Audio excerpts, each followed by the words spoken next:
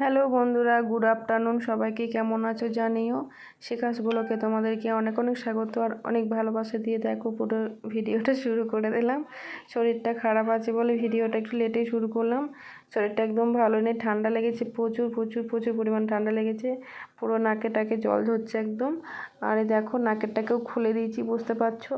নাক ঝাড়ার সময় বা যখন হাঁচি হচ্ছে তখন আপনা আপ নাকেরটা খুলে যাচ্ছে, সেই জন্য নাকেরটা আমি খুলে রেখে দিয়েছি। ঠিক আছে, তো চলো বন্ধুরা, ভিডিওটা একদম ছোট হবে, তো চলো দেখতে থাকো ভিডিওটা।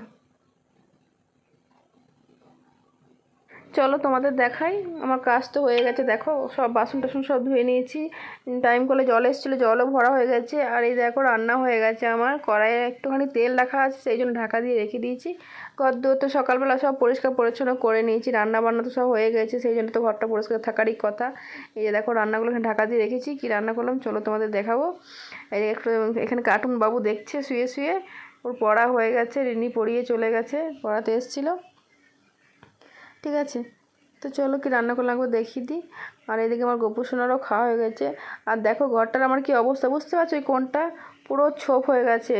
মানে কি ছাদের ওপরটায় ওখানে গাছ রাখা আছে, বুঝতে পেরেছো। ওই গাছটার জন্য মনে ওখানে জল শোধ করছে, সেই জন্য একটু ছোপ ছোপ লাগছে, ওখানটা দেখে বাজে হয়ে আছে। গাছের ইয়েটা মানে তোমার টবটা ওখান থেকে সরাতে হবে, তা না হলে একদম পুরো বাজে হয়ে গেছে। যাই হোক, চলো। দেখো গোপু সোনাও খাওয়া হয়ে গেছে, খেয়ে দিয়ে গোপু সোনা বসে আছে। হ্যাঁ, এবার আমার খাবার পালা, আমরা খেয়ে নিই। চলো তাহলে। এই দেখো ও শুধু ফোনটা নেওয়ার জন্য ধান্দাবাজি করছে, শুধু বলছে ফোনটা দাও ফোনটা দাও ফোনটা দাও, মাথা খারাপ করে দিচ্ছে। এখন তোর গেম টেম যা ছিল সব তো ডিলিট করে দিয়েছি, আর তো কিছু করার নেই। এই যে দেখো কাপড় জামাগুলো এখানে শুকিয়ে গেছে, হালকা হালকা ভিজে আছে, মেঘ করেছে জানো। আমি তুলবো কি তুলবো না সেটাই ভাবছি। তো রিনি পড়িয়ে চলে গেছিলো, তো আবার এসছে একটু পরে, বলছে কাকিমা আমি ভাইকে আর একটুখানি পড়িয়ে দিই।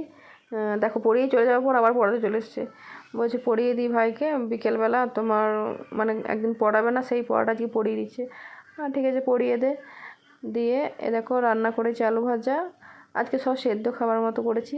আলু সেদ্ধ, কচু সেদ্ধ, ডাল আর ভাত, আর করেছি আর কিঁদুরি ভাজা করেছি। এই যে দেখো কিঁদুরি ভাজা করেছি।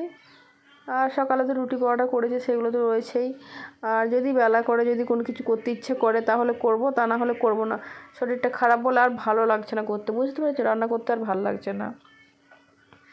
এই যে আমি একটা তুলে আবার খেয়েও নিলাম। যাই হোক চলো, আমি খাবার খাবো, খিদে পেয়ে গেছে খুব জোর। এই যে ওই দেখো, ওই দেখো রিনি আবার এসেছে, বলছে কাকিমা আর একবার ভাইকে পড়িয়ে দিই, আমি একদম পড়াবো না। বললাম ঠিক আছে পড়া, পরে পরে মানতাম। আমি বললাম তাহলে ভাই খেয়ে নিক তারপর পড়াস।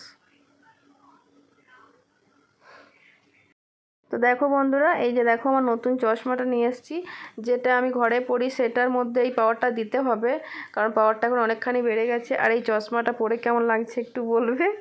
যাই হোক তোমাদের হয়তো ভালো নাও লাগতে পারে, আমার আবার সামনাসামনি ভালো লাগছে।